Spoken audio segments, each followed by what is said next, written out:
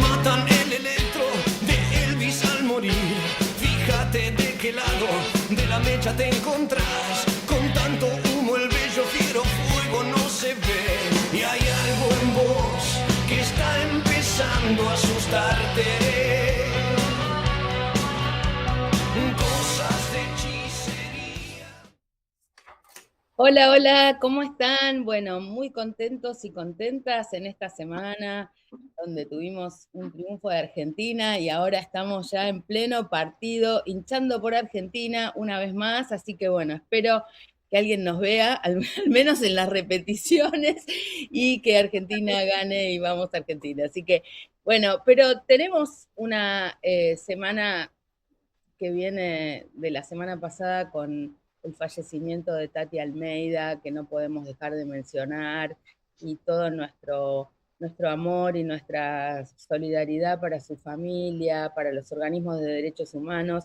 Estuvimos allí en esa despedida, pero Tati Almeida no se va porque en cada marcha, en cada movilización y en cada momento de nuestras vidas donde tengamos alguna duda, vamos a estar recordándola, teniéndola presente en sus militancias múltiples y sobre todo acompañándonos en todas las luchas por causas justas. Así que seguramente Tati nos acompaña en el programa de hoy porque tenemos dos causas justas.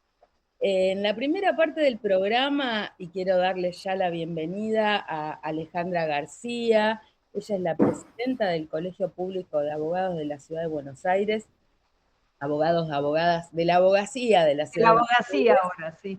de la abogacía de la Ciudad de Buenos Aires, la primera presidenta mujer, así que también le damos la bienvenida en el programa. Hemos luchado tanto para que hubiera primero un cupo de mujeres en el colegio público y ahora tener una presidenta mujer es realmente un orgullo y un gusto.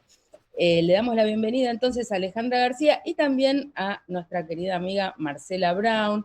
Ella está aquí en representación no solamente de la Fundación CES, Sustentabilidad, Educación y Solidaridad, sino también de la coalición de organizaciones de la campaña argentina por el derecho a la educación. Y hemos compartido y compartimos nuestro trabajo en el mecanismo de sociedad civil de América Latina y el Caribe en la CEPAL durante ya más de una década. Así que bueno, muchas gracias a ambas. El tema que hoy nos convoca es este proyecto de ley de lobby que está impulsando el gobierno nacional de manera así muy acelerada, en un marco de escándalos mediáticos por falta de transparencia, acusaciones múltiples de funcionarios por cohecho, por corrupción, aparece este proyecto de ley que pretende regular y dar transparencia, supuestamente, a la actividad de los lobistas, copiando un proyecto que está en Estados Unidos. Pero el problema de este proyecto es que nos mete en la misma bolsa a los ciudadanos, ciudadanas y a cualquier organización que trabaje por intereses comunitarios, colectivos. Para hablar de esto, nuestras compañeras y amigas de hoy les vamos a pedir que nos den más detalles sobre qué pasa, en qué consiste el proyecto y sobre todo en qué estado de tratamiento está. Alejandra, ¿nos compartís un poquito la información para que todos los oyentes entiendan de qué se trata este proyecto? ¿Cuáles son sus buenas intenciones y sus malas intenciones? Bueno, no sé si hay buenas intenciones. Lo que digo es que nos debemos una ley de lobby en la República Argentina. Creo que es así. Lo que no puede criminalizarse en aras de declamar transparencia, criminalizarse la participación ciudadana, que creo que es lo que hace este proyecto. ¿Y por qué? Porque es de tal amplitud lo que consideran gestión de intereses o lobby, que no distingue entre el lobby comercial, la actividad de las entidades o las organizaciones de la sociedad civil, el ejercicio profesional de abogados. Digo, es tan amplio que realmente creemos que no es una ley que esté bien concebida. Digo, tipifica penalmente con delitos incluso de prisión la mera falta de una inscripción registral. Digo, todos sabemos que en el derecho, que la última ratio es el derecho penal. Bueno, acá cualquier falta administrativa termina siendo considerada casi un delito, o un delito. Bueno, esto es lo que fuimos a plantear al Congreso. Creo que algo, por lo menos la oposición o el resto de los bloques se escucharon, porque hay algún comentario periodísticamente, lo que dicen es que están trabajando en algunas modificaciones a esta ley, no sabemos cuáles son todavía, pero bueno, insistimos con las observaciones que desde el Colegio Público de la Abogacía hicimos, previo además a reunirnos con entidades de la sociedad civil, porque también nos interesaba escuchar su opinión, y esto, básicamente, lo que hace esta ley es criminalizar la participación ciudadana. Hubo 2 supuestas audiencias públicas donde cientos de organizaciones de distintos lugares del país, de distintas disciplinas, de distintas actividades, nos manifestamos en contra de esta ley, sobre todo en la redacción que tiene. Y me gustaría, Marcela, que nos compartas desde la campaña por la educación en la Argentina, que integran muchísimas organizaciones, ¿cuál fue la presentación que ustedes hicieron o las observaciones que ustedes hicieron? Bueno, justamente un poco continuando con lo que traía Alejandra, el problema, por supuesto, todos estamos de acuerdo con la transparencia, con la claridad y demás. El tema es cuando usamos esos conceptos o esas intencionalidades para obstruir la participación ciudadana. Y esto está íntimamente ligado. En Fundación CES trabajamos con juventudes en distintas dimensiones, y la campaña argentina justamente pone foco en la educación. Y si hay algo que promovemos es la participación ciudadana. Esta propuesta de ley que hoy se encuentra en comisión, digamos, justamente obtura la participación ciudadana.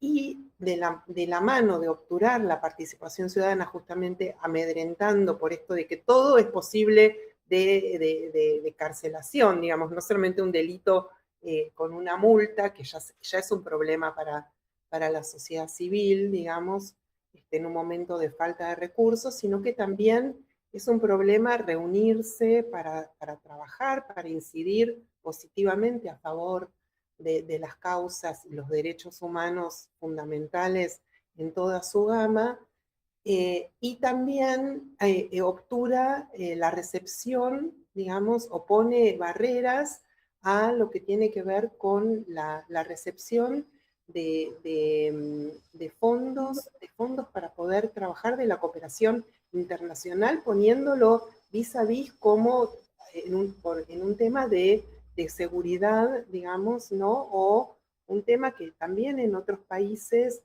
se trabaja con, digamos, asimilándolo a sanciones por involucramiento de fuerzas extranjeras, ¿no? Entonces, ahí se pone todo en una bolsa de gatos, y finalmente lo que nos trae más preocupación es que esto debilita las democracias.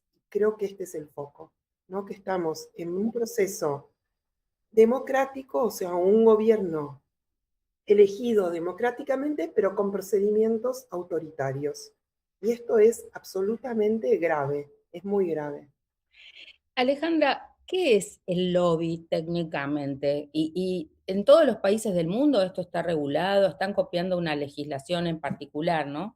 No, están copiando parte de una legislación en particular y mezclan todo. Digo, porque no es lo mismo ir a defender los intereses de una petrolera, de una minera, que ir a defender la educación pública, a gestionar cualquier cuestión que tenga que ver con la participación ciudadana. Y lo que decía Marcela respecto al financiamiento también es muy importante, porque aquellas entidades que tienen agendas muy duras, poco comerciales, van a dejar de recibir financiamiento porque le ponen tantas trabas que van a dejar de, por una cuestión de compliance, van a dejar de recibir ese financiamiento. Vos me preguntabas si era copiada de alguna legislación extranjera. Hay un montón de legislaciones vinculadas al lobby o a la gestión de intereses en Estados Unidos, en Canadá, en Chile, pero ninguna criminaliza o penaliza actos tan simples como, por ejemplo, el artículo 39 de este proyecto habla de la gestión clandestina de intereses. Te cruzás con un funcionario, te pones a charlar de temas de tu agenda de interés, en mi caso, el ejercicio profesional de la abogacía, y no lo registré porque me lo crucé por algún lado, y entonces eso sería una gestión clandestina de intereses, y tendría que ser juzgada e incluso sancionada con pena de prisión. Fíjate que le aplican una sanción más grave al que incumple con la simple función de ir a registrar que la pena prevista para un funcionario. Es como que hay una inversión de la responsabilidad acá, ¿no?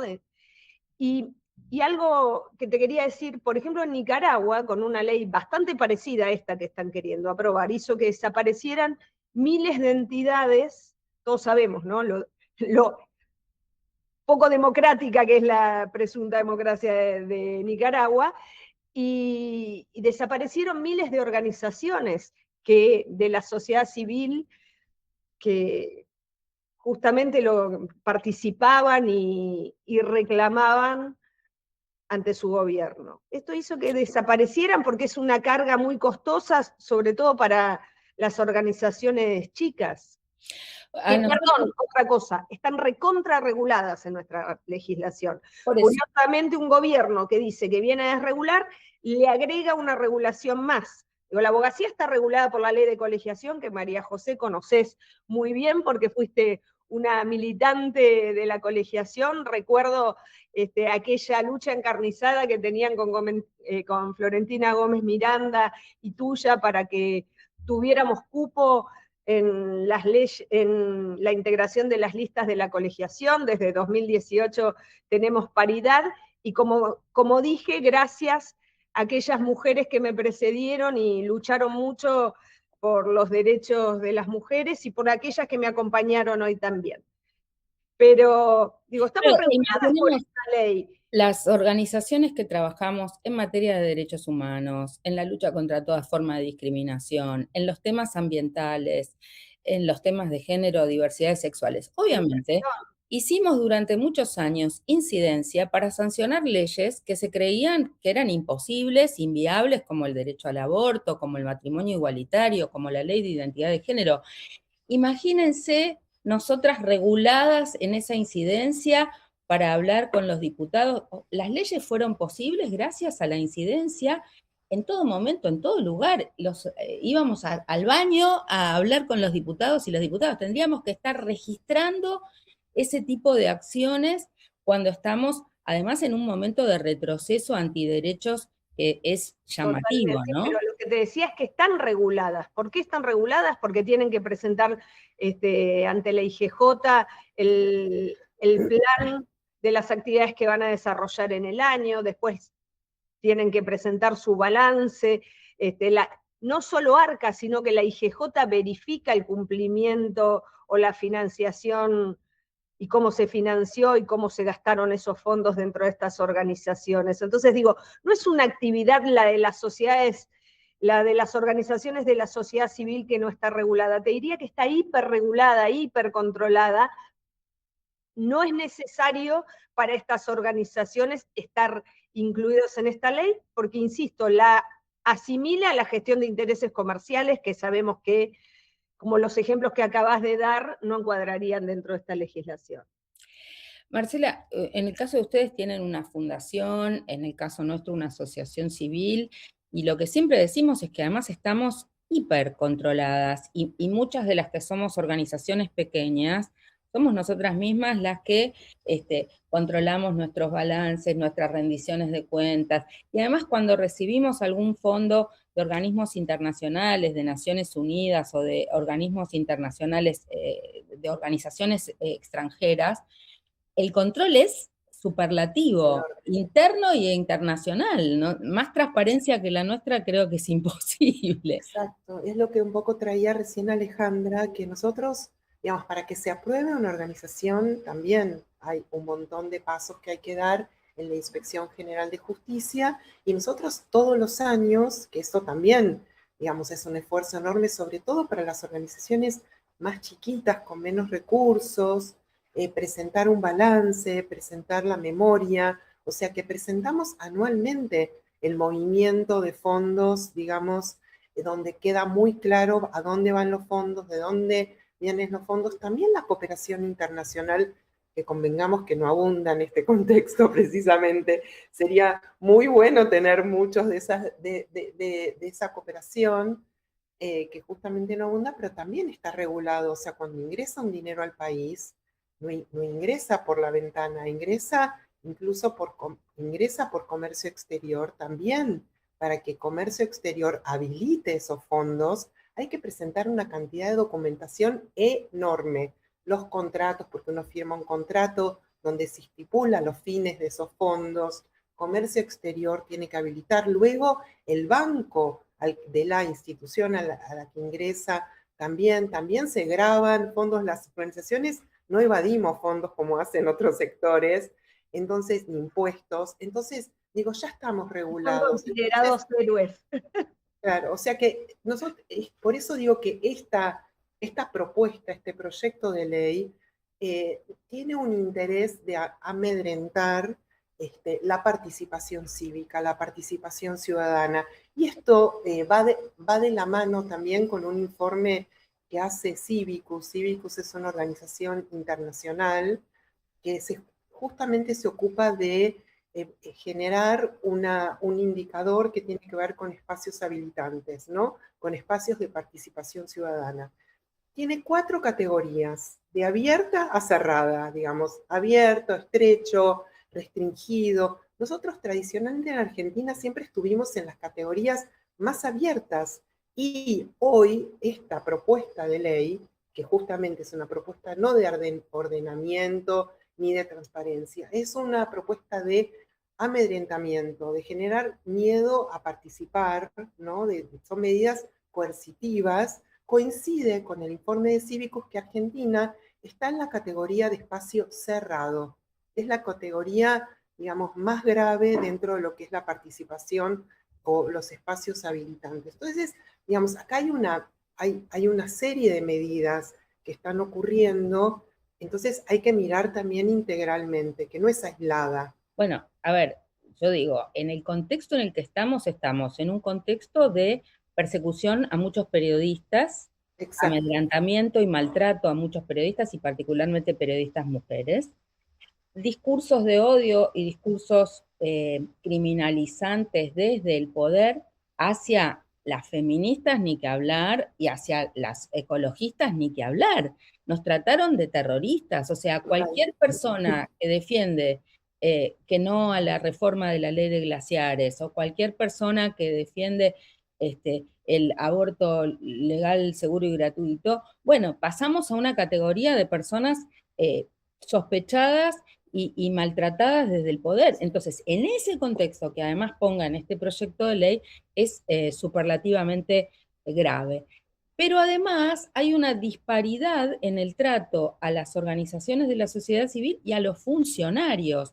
¿Por qué no nos explicás, Alejandra, esta disparidad? Porque la obligación que tiene el funcionario de denunciar una reunión, si la viola, tiene unas consecuencias, en cambio, si la viola una organización de la sociedad civil, tiene otras. Exacto. Exactamente. Por eso lo remarcaba antes.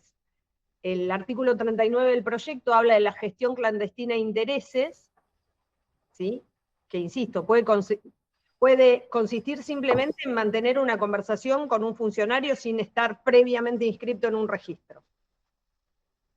Y tiene la misma pena que el artículo 248 del Código Penal, que se establece para abuso de la autoridad. Digo, así de grave es. ¿Y en el caso de los funcionarios?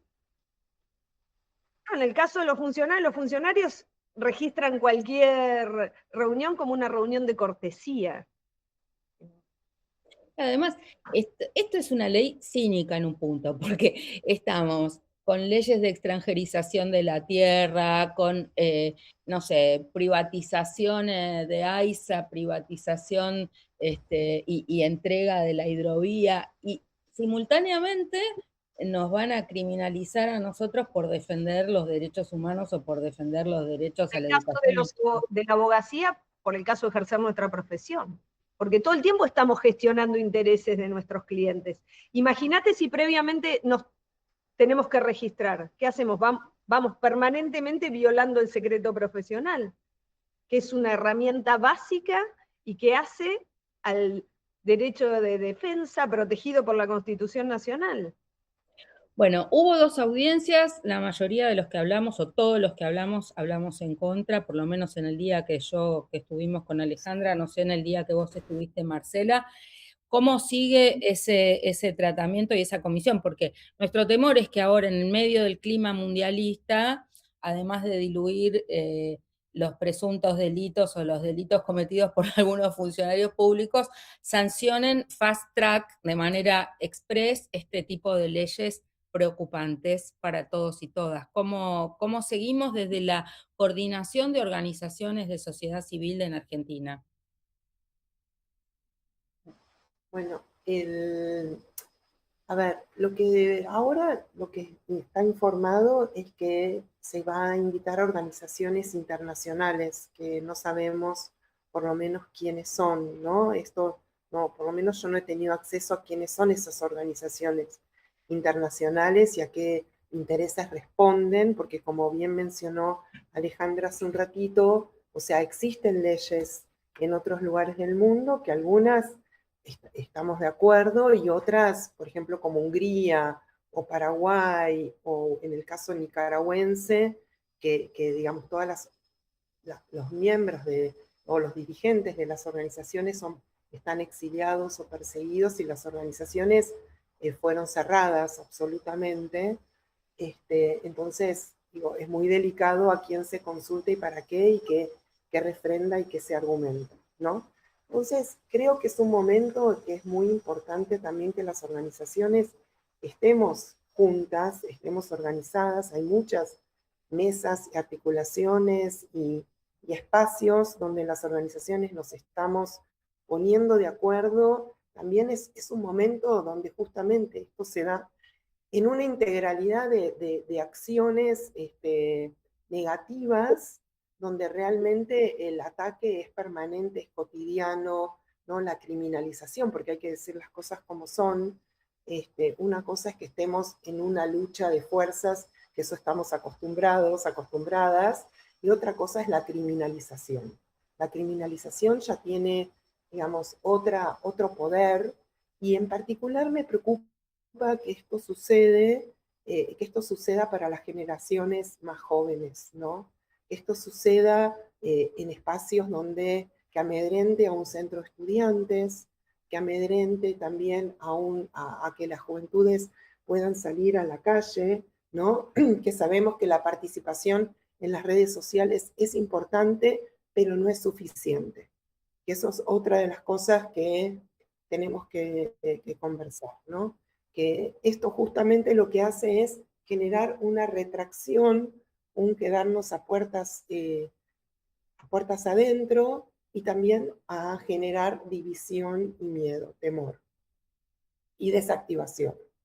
Yo lo que quiero destacar de esto es que efectivamente el colegio público convocó a las organizaciones de la sociedad civil. Tuvimos una reunión muy interesante previo a tener que ir al Congreso a manifestarnos en contra de la ley, y lo que sorprende cuando uno se sienta con las organizaciones de la sociedad civil es que algunas que defienden intereses tan contrapuestos están de acuerdo en esto, en que esta ley así no puede ser, que esta ley lo único que hace es bloquear, criminalizar, impedir la participación ciudadana. Eso también es importante tenerlo en cuenta, porque es increíble ver organizaciones realmente que desde lo ideológico no tienen nada que ver, incluso podrías decir que están enfrentadas ideológicamente. Sin embargo, todas coinciden.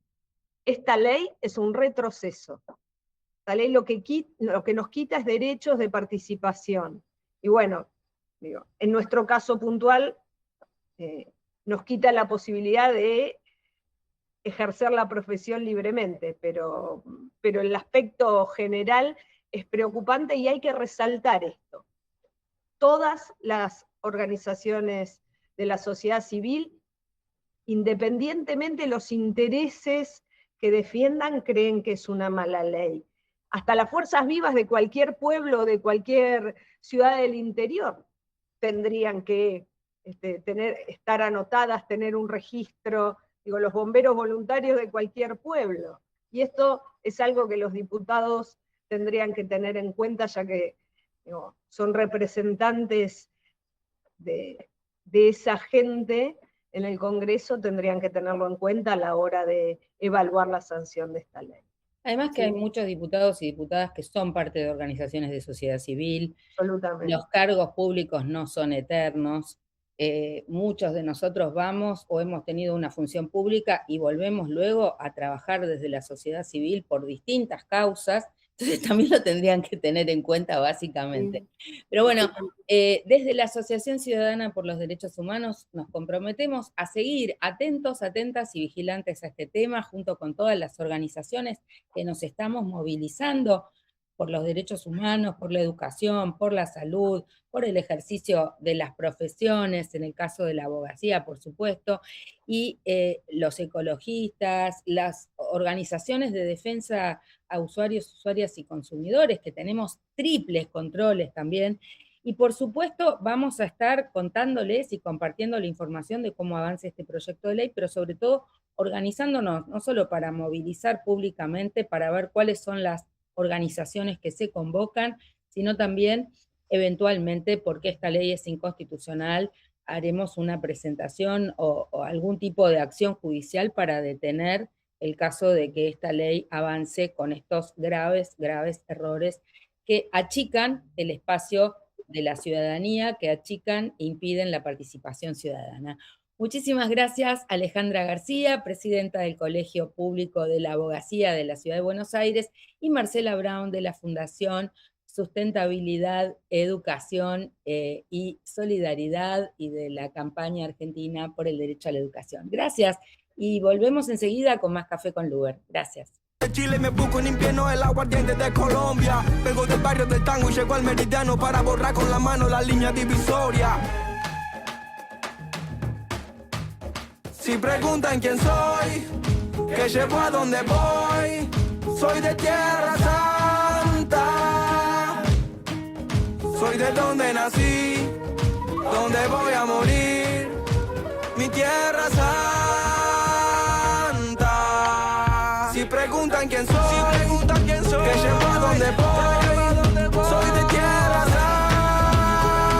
Santa. Soy de donde nací, donde voy a morir, mi Tierra Santa.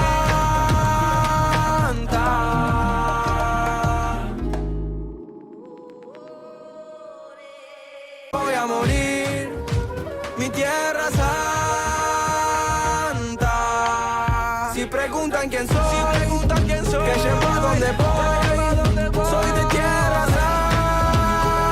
Santa. Soy de donde nací, donde voy a morir, mi Tierra Santa. Y seguimos en Café con Luber acá, hinchando por Argentina, y veníamos de hablar de la ley de lobby, y ahora queremos hablar de una reforma muy preocupante a la ley de tierras, que implica extranjerizar las tierras y romper toda lógica de protección en relación a la ley que existe. Para eso la hemos invitado a Florencia Gómez, ella es abogada, ha sido en su momento una de las impulsoras de la Ley de Tierras y es directora de Relaciones Institucionales de una organización que se llama CEPAS. Y también le damos la bienvenida a Jerónimo Guerrero Iraola. Él es abogado del Centro de Excombatientes Islas Malvinas de La Plata. Bueno, muchísimas gracias por acompañarnos en el programa de hoy y me gustaría, para empezar, querida Florencia, que nos digas básicamente la ley de tierras, qué es y qué regula, qué protege, qué es la ley de tierras vigente. La ley de tierras es una ley aprobada en el 2011 y es una ley, quizás de tierras es muy amplio para denominarla, pero bueno, así se la conoce porque es la ley que limita la extranjerización de la tierra. Es una ley que en su momento se aprueba por mayorías muy considerables y con apoyo de todos los partidos políticos. Es una ley que limita la extranjerización de la tierra. ¿Qué es lo que decía? Mandaba a hacer un relevamiento porque no se sabía cuánta tierra iba a estar en manos de extranjeros, como primer paso, y a partir de ese relevamiento lo que establecía era que la limitación era para los extranjeros que quieran adquirir tierras en Argentina, tenían que hacer un trámite y obtener un certificado de habilitación. Ese trámite, ese certificado de habilitación solamente se podía obtener si no pasaba las distintas limitaciones. Había 4 limitaciones que establecía la ley, que por eso es importante tenerlas en cuenta. El 15% en términos de superficie a nivel nacional, provincial y subprovincial, el 30% para una misma nacionalidad. Esto era porque se pensaba que podían venir los chinos y podía venir 1 millón de chinos y cada uno comprar 100 hectáreas, entonces de pronto tienes 100 millones de hectáreas extranjerizadas. Por otra parte, el tema de las equivalencias, había un tope personal, 1000 hectáreas en zona de núcleo o su equivalente en otras zonas del país.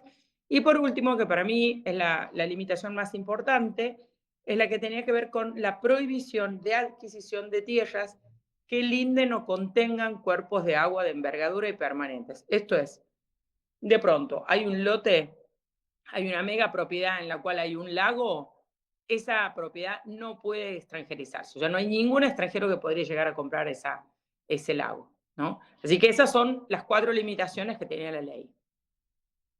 Jerónimo, Florencia, ¿ya no se está violando esa ley o las compras de cuando escuchamos hablar de algunos dueños de lagos y de tierras se hicieron antes de la ley? Los famosos situaciones en las cuales alguien es dueño de un lago y no permite que la gente llegue hasta el lago, ¿todo eso es previo a la ley o se está violando la ley a pesar de estar vigente? No sé si contesto yo, ¿quieres Jero? Sí, Dale, bueno. Flor. No. En esos casos, el caso de Lewis es un caso, digamos, la ley lo que ha hecho es decir que no afecta a derechos adquiridos, o sea, no iba a mirar hacia atrás, porque no se pueden hacer revisiones de manera general en términos de propiedad hacia atrás.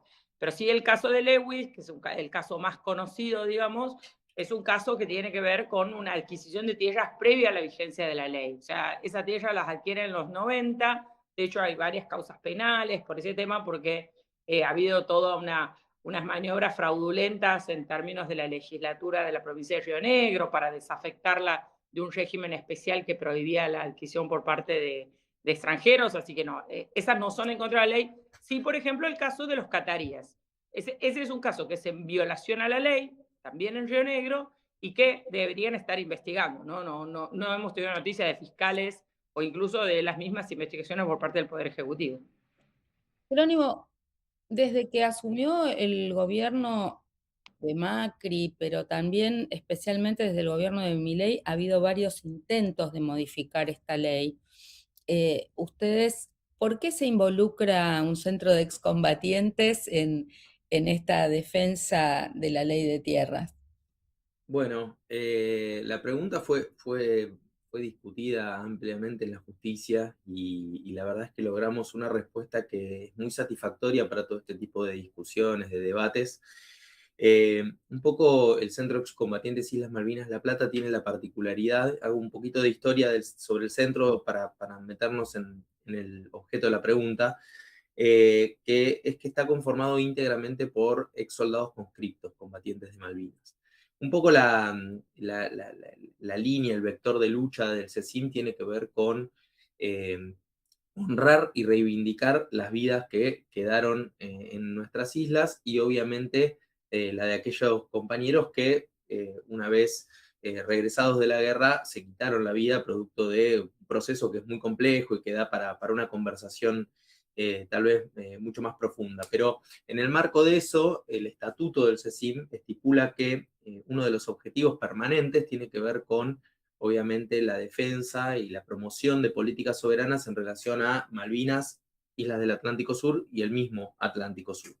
Cuando surgen estas discusiones en torno a la derogación o la vocación de derogar la ley de tierras, bueno, se suscitó una discusión en torno a si la soberanía puede ser un bien divisible o es un bien indivisible. Nosotros comprendemos o partimos de la premisa que es un bien indivisible, que no se puede fragmentar la soberanía por cachitos. Obviamente la soberanía está muy asociada a la caracterización del Estado, es uno de los elementos constitutivos del Estado en términos de territorio, pero nosotros entendemos que la soberanía tiene múltiples planos. Hablamos de soberanía cognitiva, espacial, soberanía marítima. En el marco de eso, frente a los embates de la ley de tierras, un poco surgía esta paradoja que nosotros la expresamos ante la justicia y que obtuvo un resultado favorable, que es, bueno, si nosotros todos los 2 de abril de todos los años, desde el 83 a la fecha, nos golpeamos el pecho y nos rasgamos las vestiduras diciendo que hay una parte y una porción de nuestro territorio ilegítimamente ocupado por una potencia extranjera como es el Reino Unido. ¿Cómo podemos convalidar que por vía legal el Estado entienda que es viable entregar parte de nuestro territorio a personas físicas y o jurídicas de distinta nacionalidad, gestando las condiciones de una extranjerización de la tierra? Bueno, entonces, frente a esta paradoja, frente a esta cuestión que es muy evidente a nuestros ojos, nos presentamos a la justicia y dijimos, bueno, mira, nosotros somos excombatientes, yo no, claramente a quienes represento, somos excombatientes de Malvinas, dijo el presidente del CECIM La Plata.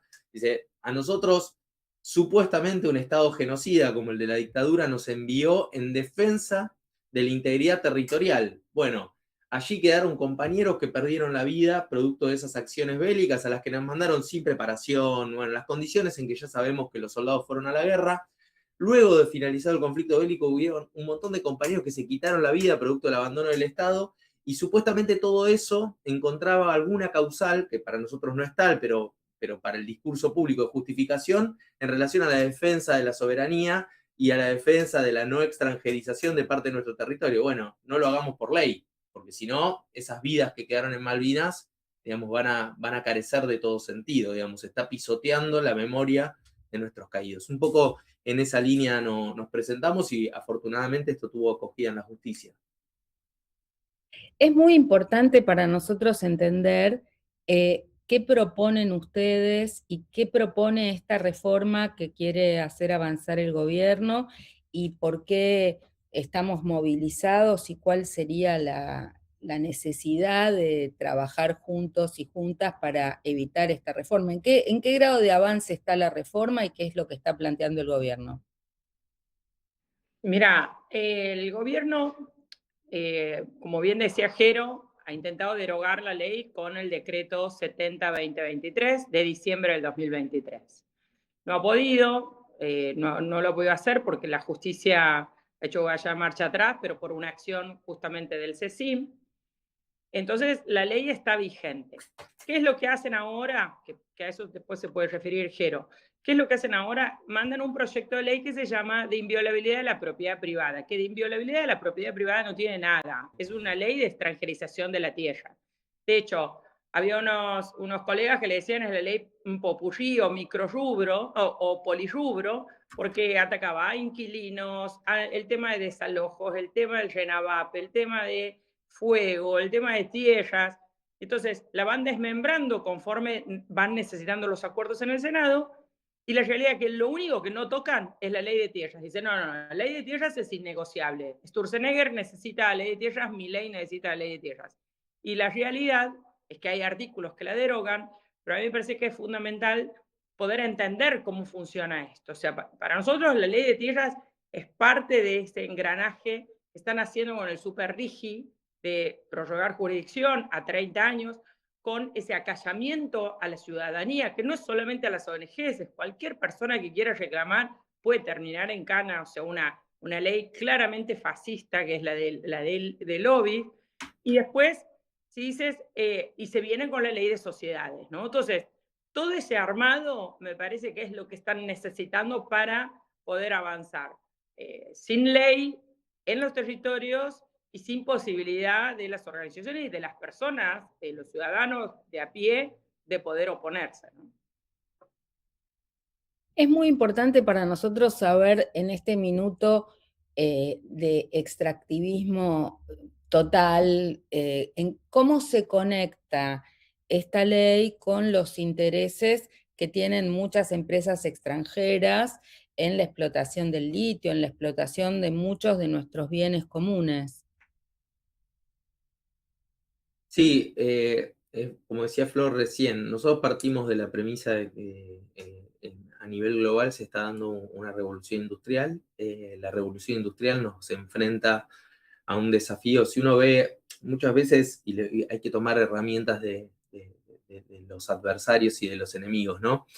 Si uno ve la financiarización del mundo y ve cómo están cotizando determinados commodities y el mercado de futuro de determinados commodities en las principales bolsas, lo que uno tendería a observar es que nos estamos aproximando a una curva de escasez. La escasez de la que, digamos, tenemos que tomar nota tiene que ver con recursos claves como la energía, la capacidad de producción de energía, los minerales críticos, hablamos de oro, cobre, silicio, cobalto, tierras raras y agua dulce. Estas son las tres cuestiones que van a marcar un poco el pulso de la cuarta revolución industrial. Se estima, para dar ejemplos de lo que está en discusión en la República Argentina, se dice que si Estados Unidos conserva este nivel de avance y desarrollo sobre herramientas de inteligencia artificial, la capacidad instalada de los servidores que producen esa inteligencia artificial va a pasar de 31 gigawatts este año a 66 el año que viene. Es decir, se va a duplicar la necesidad de consumo de energía. No sabemos si la infraestructura va a acompañar y si esto va a ser posible, y van a empezar a darse estas tensiones en materia de escasez. ¿Y qué tiene que ver la ley de tierras y Argentina en el marco de esto? Recién lo decía Flor. Milei ha tomado la decisión de estar al servicio de estas nuevas oligarquías globales que lo han dejado escrito, porque esto parecen teorías conspiranoicas, pero yo estoy ahora repasando el libro de Alexander Karp, que es el 2 de Palantir, el segundo de Peter Thiel, y él lo expresa con mucha claridad en un libro que se llama La República Tecnológica. O sea, esto lo dejan escrito, es un manifiesto político, y ellos necesitan de que el Estado se corra absolutamente de la materia regulatoria, porque la materia regulatoria está empezando a, digamos, gestar los límites al desarrollo que ellos proponen. Voy a poner un solo ejemplo también para que se entienda. Elon Musk, para desarrollar SpaceX, es decir, el proceso de enviar cohetes y traerlos a la Tierra, necesita más o menos iterar lanzando unos 1.500 cohetes al año. Hoy se le han autorizado la posibilidad de lanzar 25 en Texas. ¿Dónde está mirando Elon Musk? Está mirando a América Latina. ¿Por qué? Porque América Latina tiene muy buenas condiciones para esto, y esto genera impacto ambiental, genera un montón de cuestiones, pero bueno, obviamente Milei ha decidido que nosotros seamos furgón de cola de este proceso de transformación global. En vez de subir a Argentina al tren de la discusión global en materia de biotecnología, de agregación de valor, de la posibilidad de crear las condiciones para que estas cuestiones, digamos, puedan generar digamos, unas mejores condiciones de vida para nuestro pueblo, ha decidido que nosotros seamos proveedores de materia prima, con todo lo que ello genera en términos de impacto. Para esto necesitan el Super RIGI, el RIGI primero, necesitan obviamente una estructura de endeudamiento que nos impida generar condiciones de financiamiento de procesos productivos, necesitan el barrimiento de la ley de tierras, necesitan el barrimiento de la ley de glaciares, necesitan que haya una base militar en Tierra del Fuego para controlar el pasaje bioceánico y el Antártida en un contexto global en el que Estados Unidos disputa con China la hegemonía sobre el Atlántico Sur y sobre el Pacífico, y bajo esa premisa el Canal de Panamá pareciera estar generando un colapso. Necesita habilitar al Reino Unido. Bueno, el Reino Unido inicia ahora una exploración y explotación en la plataforma marítima de León del Norte, Sea Lion, en Malvinas, a través de Rock Hooper y Navitas. todas estas cuestiones que parece que no hacen sentido entre sí son las condiciones por las cuales este gobierno está pretendiendo que Argentina entre de rodillas a la cuarta revolución industrial. Flor fue artífice de una norma que en 2011 se discutió, y yo creo que en Argentina está faltando un nivel de discusión como el que existió en 2011, digamos, cuando Cristina se para y Néstor se paran sobre la discusión global y empiezan a mirar hacia dónde iba el siglo XXI, advirtieron que la tierra era un recurso estratégico. Hoy la tierra está comoditizada, y yo siempre digo lo mismo, y con esto más o menos redondeo la idea. Por supuesto que hay un montón de compatriotas a los que les resulta prácticamente imposible pensar en el sueño de la casa propia, de tener un terrenito, de poder criar a sus hijos en una casa que les sea propia. Ahora, la tierra en Argentina, para los grandes inversores especulativos, es relativamente barata.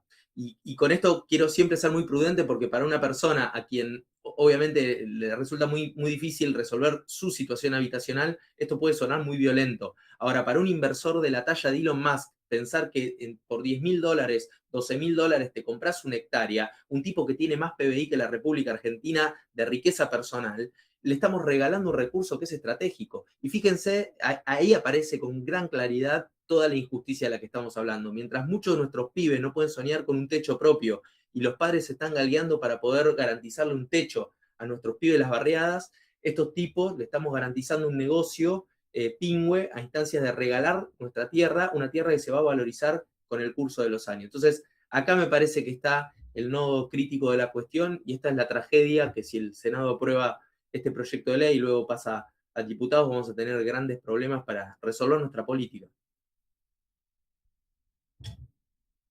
Me gustaría saber cómo encaran el tema de, bueno, que la ley vigente no sea tildada de discriminatoria, porque, bueno, la Constitución garantiza iguales derechos a todas las personas en relación a, sin discriminación por nacionalidad, o también me gustaría saber qué pasa con los extranjeros que se nacionalizan argentinos, porque también los requisitos para nacionalizarse argentinos no son demasiados, y cualquier extranjero también puede nacionalizarse argentino.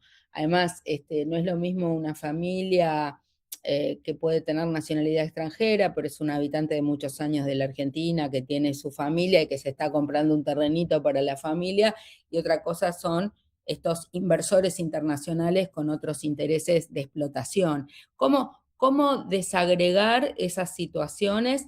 ¿Cómo lo hace ahora la ley de tierras, que no es discriminatoria para ningún extranjero que quiera venir a habitar en el suelo argentino, pero protegiendo nuestros intereses comunitarios y nuestros bienes comunes? Gracias, María José. Sí, esa ha sido una discusión del 2011, que en su momento, y de hecho ha sido saldada, porque lo que se establecía era es una ley que no es chauvinista, o sea, no es una ley en contra de los extranjeros. De hecho, establece hasta el día de hoy, están vigentes esas excepciones respecto de gente de ciudadanos de otros países que hayan nacionalizado en Argentina o que tengan la residencia en Argentina, o que pasen la mayor parte del año en Argentina, digo, de los 12 meses. Si pasaban 9 meses, eran considerados, digamos, como podían acreditarlo, y eso es totalmente acreditable por migraciones que estaban más tiempo en Argentina que otra cosa. Lo mismo si se casaban o si tenían hijos en Argentina. Y la realidad es que ese no es el problema. De hecho, muchos extranjeros han venido sin tener ningún problema en comprar la tierra. Lo que sí, eso me da pie para decir esta característica. O sea, para mí la ley de tierras tiene un punto que en eso sí ha sido revolucionaria, porque lo que hacía era correr el velo jurídico. O sea, lo que permitía era que a partir del tema de definir la nacionalidad puedas analizar los registros de accionistas, los estatutos, los tipos de acciones, o sea, poder ver quién está atrás del capital. Dicho esto, uno podía hacer el análisis ese, hasta el día de hoy, digamos, se puede hacer, pero eso no se suele hacer normalmente. De hecho, todos los datos inmobiliarios, hoy, de hecho, se dice muchas propiedades aquí en Ciudad de Buenos Aires están en nombre de personas jurídicas. La mayor cantidad de tierras extranjerizadas en Argentina, de las 15 millones de hectáreas en aquel momento, cerca de 13 millones estaban en manos de empresas, otros 2 millones en manos de personas humanas. Y después de esas 15 millones había 1 millón en manos de empresas radicadas en paraísos fiscales. O sea, claramente, y me parece que aquí está bueno pensar en qué momento surge esa ley. Esa ley surge en un momento en que no se pensaba en que podía venir la pandemia, no se tenía en cuenta el tema del cambio climático, sí el tema de la escasez, ¿no? Y ahora de nuevo, retomando lo que decía Jero, volvemos a poder prever ese escenario de la escasez y como todas las medidas que viene tomando este gobierno, ¿no? Son contrarias al sentido común que podría tener cualquier ciudadano. Y yo le sumo otra cosa. Yo decía, ley de lobby, ley de sociedades, ley de tierras, súper rígida, ¿no? Como las 4 patas para el armado este. Y después en la superficie, el sistema este de ahogamiento a la ciudadanía, porque hoy son muy pocos los que se pueden permitir estar leyendo siquiera las noticias sobre esto. O sea, la gente está súper endeudada, si no está endeudada está con 5 trabajos para no tener deuda, con lo cual no tiene tiempo libre, no tiene, o sea, hay un nivel, de hecho me parece que hasta mirar las estadísticas y las encuestas estas que decían, ¿usted qué prefiere, que mejore la situación económica o que gane Argentina o ganar la Copa? Y la gente decía que mejore la situación económica. Le cierran los trenes, la gente que tiene que viajar, que tiene que dedicar 4 horas para ir y venir al trabajo. Entonces, para mí leer ese tipo de situaciones hace que también entendamos, y aquí hablo más que nada de la clase política, cuando dice la gente está anestesiada. No, la gente no sabe cómo llegar a fin de mes. En otro momento, quizás nosotros decíamos, che, es digo, este campo más nacional, popular, de centro izquierda, como le queramos llamar, decíamos, bueno, la gente es individualista. Ok, pensaba en sí mismo. Ahora la gente no tiene alternativa que ser individualista. O sea, hay gente a la que llega a fin de mes y sin embargo tiene que estar ayudando a su familia. Entonces, me parece que no es un dato menor de este sistema de control ciudadano que están ejerciendo, ¿no? En este punto se unen los 2 proyectos de ley de los que hablamos en este programa, el control ciudadano para la no participación con el tema de la ley de lobby y esta dinámica de debatir leyes sin informar a la ciudadanía de manera amplia en el marco del mundial, pasar temas que ni siquiera, además estamos tapados en los medios de comunicación hablando o de la corrupción de Adorni, que termina siendo una pantalla para temas de gravedad institucional como estos proyectos de ley. ¿Cómo nos movilizamos? ¿Cómo podemos aportar a esta campaña? A nosotros nos llamó mucho la atención de que hicimos un posteo poniendo la gravedad que tenía el tratamiento de esta reforma a la ley de tierras y de lejos fue el posteo de nuestra página web de la Asociación Ciudadana por los Derechos Humanos y de nuestras redes sociales que más repeticiones tuvo. Así que obviamente la gente cuando se entera reacciona. ¿Qué está pasando con los movimientos ambientalistas en las provincias que también obviamente ven que esto se está aproximando y es peligroso para el trabajo que estamos haciendo en defensa de nuestros bienes comunes? ¿Cómo seguimos? ¿Cómo seguimos? Mira, nosotros hemos armado una coalición federal en defensa de la tierra. De hecho, el otro día también 81 personas en un Zoom sostenido más de 2 horas. A ver, seguimos movilizando, concientizando, hablando a todo el mundo. Hoy estamos previo a los días del partido. Tenemos una campaña de me pongo la camiseta de Argentina y le digo no a la extranjerización de la tierra.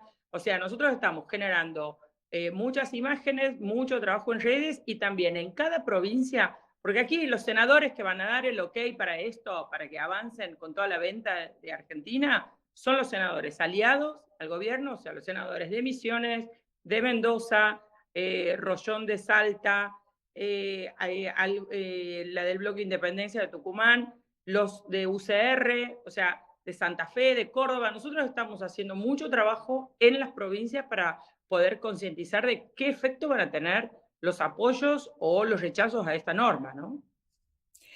Jerónimo. No, lo que decía Flor recién, nos hemos dado una lógica de organización. Más allá de eso hay que difundir, difundir y difundir.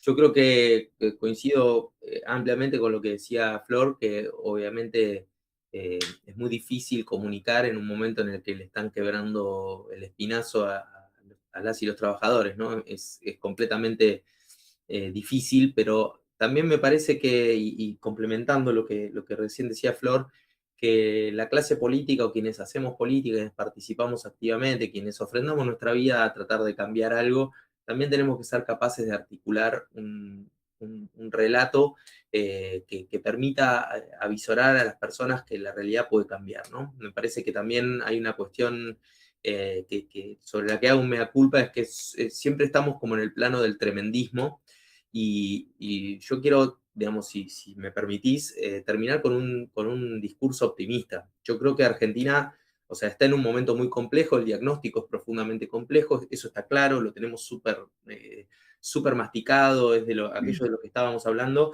pero Argentina está frente a un jardín de senderos que se bifurcan, digamos. Argentina está en un momento en el que, digamos, si parafraseáramos a Newton, hay como una lógica de acción y reacción. Uno debería preguntarse por qué hay tanta violencia por parte del Estado, por qué hay tanta violencia por parte de Milei, por qué viene Peter Thiel a la Argentina, por qué Donald Trump pone guita para que Milei, digamos, tenga una sobrevida en las elecciones de medio término, porque si fuésemos un país tan bosta como nos quieren hacer creer, la verdad es que, digamos, nadie pondría plata en algo que no vale la pena, nadie vendría a comprar una mansión de 12 millones de dólares en Palermo para instalarse en un país tan bosta, ¿no? Que es como el discurso medio de feedlot al que estamos acostumbrados, porque todo el tiempo nos dicen que el problema somos los argentinos. Yo quiero terminar con, si me permitís, con esta invitación que ojalá se difunda. Primero, yo creo que Argentina tiene absolutamente todo para romperla toda en el siglo XXI. Simplemente tenemos que creer que eso es posible. Yo creo que somos el mejor país del mundo, y me parece que más allá de la lógica de la selección o la lógica que a veces aparece relacionada con eventos concretos, Argentina tiene la posibilidad de producir energía, Argentina tiene minerales críticos, Argentina tiene agua potable, Argentina tiene todos los climas, Argentina tiene todos los biomas, y Argentina tiene algo que es absolutamente increíble, yo lo llamo el fenómeno de la singularidad argentina, que es que somos una minería a cielo abierto de talento. O sea, uno abre un portal, una revista, agarras un diario, ves un noticiero, ves la BW, y ves a alguien, algún argentino o argentina en el campo del arte, la cultura, la ciencia, la técnica, lo que se te ocurra, siempre hay algún argentino dando la nota o alguna argentina. En el marco de eso, Argentina puede romperla toda. Si nosotros generamos las condiciones para subirnos a las cadenas de agregación de valor global, poniendo conocimiento, poniendo cabeza, generando mejores condiciones para el agro, generando condiciones para una explotación real, consciente y soberana de nuestros recursos, creo que Argentina no tiene techo, porque... Muchísimas gracias. Tenemos que irnos porque nos corre el programa. El tiempo es tirano, pero estamos de acuerdo. Creo que el Vamos Argentina y nuestra bandera hoy, para que gane la selección y para que avancemos, también tiene que ver con este Vamos Argentina, de que nos ponemos la camiseta de defender nuestros valores, nuestros principios, nuestra democracia y fundamentalmente nuestros bienes comunes.